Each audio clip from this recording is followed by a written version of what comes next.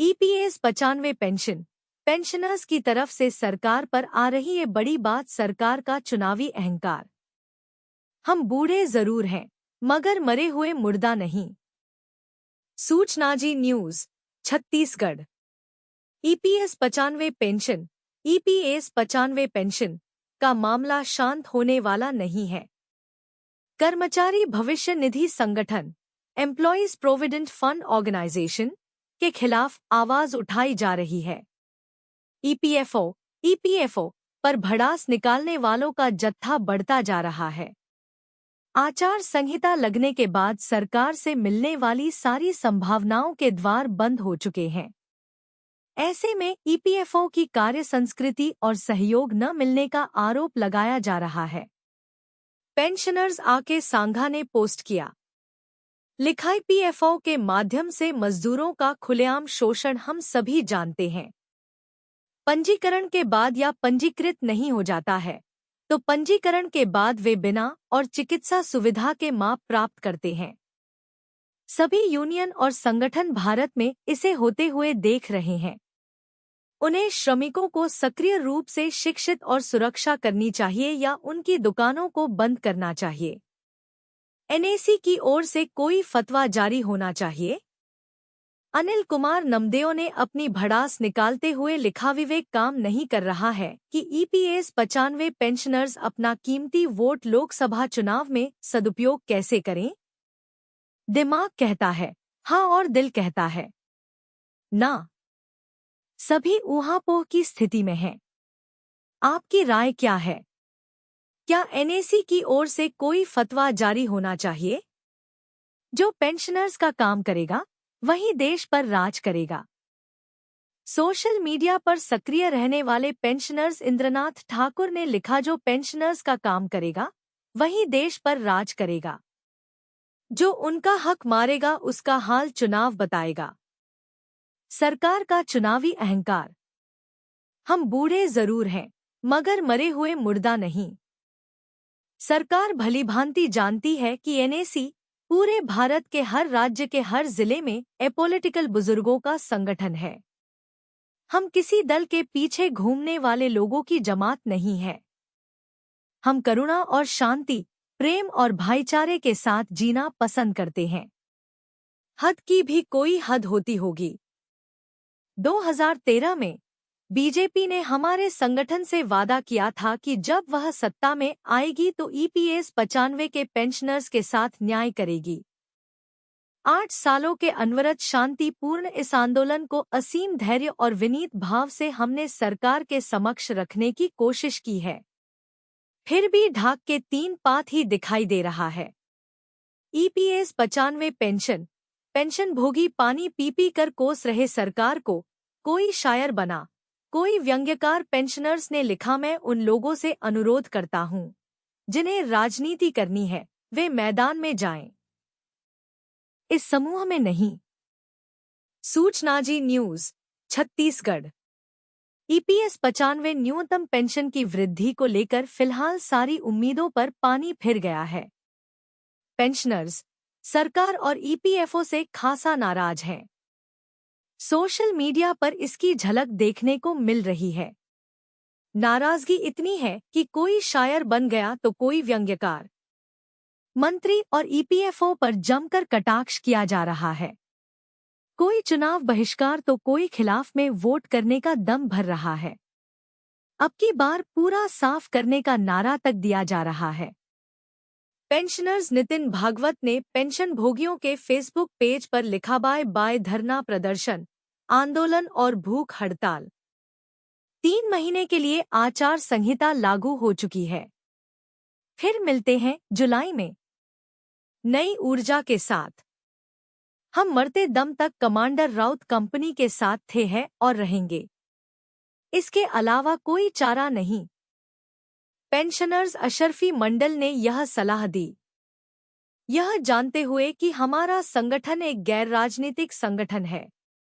कई लोग इस समूह में लगातार राजनीतिक विचारधारा के बारे में लिख रहे हैं। यह अनजाने में है। मैं उन लोगों से अनुरोध करता हूं जिन्हें राजनीति करनी है वे मैदान में जाएं। इस समूह में नहीं। कई बड़े राजनीतिक संगठन हैं। कौन सा संगठन हम जैसे पेंशन भोगियों के लिए सड़कों पर विरोध प्रदर्शन कर रहा है? हमें अपनी मांगें मनवाने के लिए और आंदोलन करना होगा। मैं अपने केंद्रीय नेताओं को उनके अमानवीय परिश्रम के लिए धन्यवाद देकर उनका अपमान नहीं करना चाहता। बस इतना कहना चाहता हूं कि आगे बढ़ते रहो, हम तुम्हारे साथ हैं। अब की बार पूरे साफ। पेंशनर्स शशि नायर ने लिखा, अब की बार पूरे साफ। ईपीएस 95 पेंशनर्स जिंदाबाद।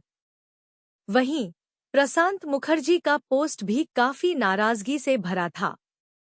आचार संहिता लगने से पहले किए गए पोस्ट में लिखा था, pension hike not decided by Modi government before 2024 general election, then boycott giving votes to BJP by SR citizens. EPS 95 pensioners. Swadesh Das Gupta तो बन गए शायर। कोई हमदम ना रहा, कोई सहारा ना रहा। हम किसी के ना रहिया, कोई हमारा ना रहा। कोई गालात फहामी में ना रहे, अब इस सरकार पर कोई भरोसा नहीं। EPS 95 higher pension. जिस सीपीएफ ट्रस्ट को ईपीएफओ बताता रहा सही, पेंशन की बारी आई तो बता रहा गलत। फॉर्म किया कैंसिल। ईपीएफओ हर साल सीपीएफ ट्रस्ट के खाते रिकॉर्ड की करता है जांच, लेता है शुल्क। पेंशन फॉर्म कैंसिल करने का दाव पड़ा उल्टा। एलएम सिद्दीकी ने कहा, ट्रस्ट रूल्स का हवाला देकर सदस्यों को उच्च पेंशन से वंचित करने का प्रयत्न महज एक साजिश। सूचनाजी न्यूज छत्तीसगढ़। कर्मचारी भविष्य निधि संगठन एम्प्लॉयज प्रोविडेंट फंड ऑर्गेनाइजेशन बुरी तरह से फंसता दिख रहा है। ईपीएस 95 हायर पेंशन को लेकर ईपीएफओ का घेर लिया गया है। पेंशनर्स ने तर्क के साथ ऐसी बात बोल दी है कि कानूनी नजर से ईपीएफओ का बचना नामुमकिन दिख रहा है। सेल के भिलाई स्टील प्लांट समेत कई प्लांट के कार्मिकों का ज्वाइंट ऑप्शन फॉर्म निरस्त करने का मामला सामने आ चुका है। डिमांड लेटर को वापस लेने और जमा चेक को वापस करने से हड़कंप मचा हुआ है। पूरी जिम्मेदारी और आरोप सेल के सीपीएफ ट्रस्ट पर लगते रहे। अब ईपीएफओ ही फंसता दिख रहा है।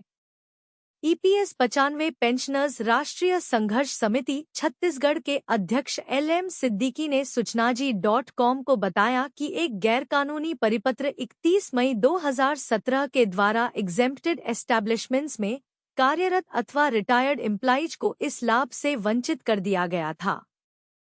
कर्मचारी भविष्य निधि संगठन के जांच अधिकारी पर सवाल। एग्जेम्प्टेड अनएग्जेम्प्टेड एस्टैब्लिशमेंट्स पर ईपीएफओ घेरते हुए एलएम सिद्दीकी ने गंभीर आरोप लगाए हैं। उनका कहना है कि एग्जेम्प्टेड एस्टैब्लिशमेंट्स के सभी खातों और रिकॉर्ड्स की जांच समय समय पर कर्मचारी भविष्य निधि संगठन के जांच अधिकारी द्वारा किया जाता है और इसका प्रशासनिक शुल्क भी वास्तविक वेतन के आधार पर एम्प्लॉयर से कर्मचारी भविष्य निधि संगठन द्वारा वसूला जाता है। आपत्ति क्यों नहीं की? अगर नियोक्ता द्वारा सीमित वेतन से अधिक वेतन हो जाने पर भी पेंशन फंड में वर्षों से लगातार अंशदान किया गया तो उस समय उन्होंने आपत्ति क्यों नहीं की? जाहिर है कि इसे कभी भी भविष्य निधि संगठन द्वारा आपत्ति योग्य समझा ही नहीं गया और बाद में सुप्रीम कोर्ट का निर्णय भी 4 नवंबर 2022 को आ गया। वास्तविक वेतन पर पीएफ फंड के लिए अंशदान किया गया।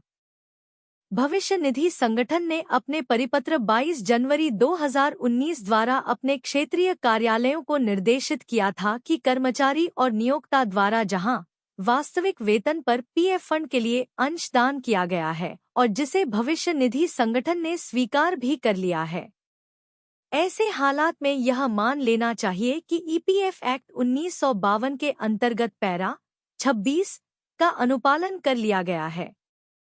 इसलिए ट्रस्ट रूल्स का हवाला देकर सदस्यों को उच्च पेंशन से वंचित करने का प्रयत्न महज एक षड्यंत्र प्रतीत होता है, जो अन्यायपूर्ण और असंगत है। EPS 95 higher pension cell BSP के कार्मिकों ने 30 लाख तक ईपीएफओ को थमाया पीपीओ का अब तक पता नहीं। भविष्य निधि आयुक्त के साथ बैठक के दौरान उनके संज्ञान में लाया गया। सूचना Zee News Bhilai. EPS 95 higher pension EPS 95 higher pension को लेकर मामले अब भी अटके हुए हैं। न्यूनतम पेंशन मिनिमम पेंशन की बढ़ोतरी की मांग को लेकर रायपुर ईपीएफओ कार्यालय का घेराव किया गया। इस दौरान बीएसपी के पूर्व कार्मिकों ने लंबित मामलों को उठाया। भविष्य निधि आयुक्त के साथ बैठक के दौरान उनके संज्ञान में लाया गया कि अमृतलाल पटेल बीएसपी रिटायर्ड कर्मचारी ने 25 अक्टूबर 2023 को भविष्य निधि संगठन की मांग पर 33 लाख रुपए और चंद्रशेखर नायडू बीएसपी रिटायर्ड कर्मचारी ने 31 दिसंबर 1923 को 30 लाख रुपए जमा किए हैं, लेकिन अभी तक उनका पीपीओ जनरेट नहीं किया गया है, जो उचित नहीं है। भविष्य निधि आयुक्त ने कहा कि उन पर कार्यवाही चल रही है और बहुत जल्द सभी औपचारिकताएं पूरी हो जाने पर उन्हें एरियर्स के साथ उच्च पेंशन मिल जाएगा। विलंब होने की स्थिति में ब्याज के नुकसान के सवाल पर उन्होंने असमर्थता जताई कि उन्हें हेड ऑफिस के फ्रेमवर्क के अंदर काम करना पड़ता है। एलएम सिद्दीकी अध्यक्ष ने पेंशन के कैलकुलेशन के लिए संबंधित सदस्य के 1 सितंबर 2014 के पूर्व की सेवाएं और पेंशनल सैलरी तथा 1 सितंबर 2014 के बाद की सेवाएं और पेंशनल सैलरी को 2 भागों में विभक्त करने के बाद उच्च पेंशन निर्धारित करने से होने वाले नुकसान पर भी प्रश्न उठाया। इस मामले पर भी भविष्य निधि आयुक्त ने उनके द्वारा हेड ऑफिस के निर्देशों के अनुसार कार्य करने की विवशता जताई। अभिषेक कुमार ने चर्चा के दौरान बताया कि उनके कार्यालय में 17,000 आवेदन उच्च पेंशन के लिए प्राप्त हुए हैं, जिनमें से 1,220 सदस्यों को डिमांड लेटर जारी किए गए हैं। अब तक लगभग 500 ने राशि जमा की है। आवेदनों के धीमी गति के निराकरण पर अध्यक्ष एलएम सिद्दीकी ने गंभीर चिंता जाहिर की और त्वरित गति से उच्च पेंशन के प्रकरणों को निपटाने के लिए आग्रह किया। एलएम सिद्दीकी ने शीघ्र मांगों का निराकरण नहीं होने पर चुनाव बहिष्कार की भी संभावना जताई।